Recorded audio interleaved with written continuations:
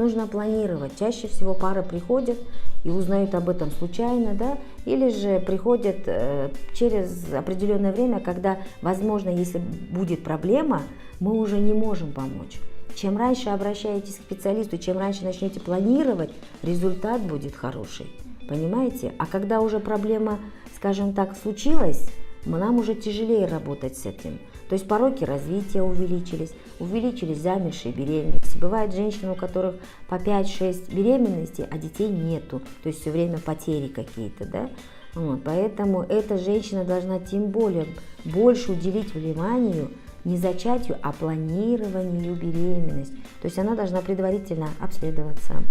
Она должна пить необходимые препараты, которые препятствуют возникновению пороков развития, чтобы не было выкидыша. Естественно, нужно лечиться супружеской паре, то есть обязательно должен и муж, и жена. Тогда результат будет, скажем так, очень хороший, да, радостный. Вот, поэтому ваша задача, молодые мамочки, это планировать беременность, вовремя обращаться к специалистам, вставать на учет и выполнять все рекомендации медицинского врача.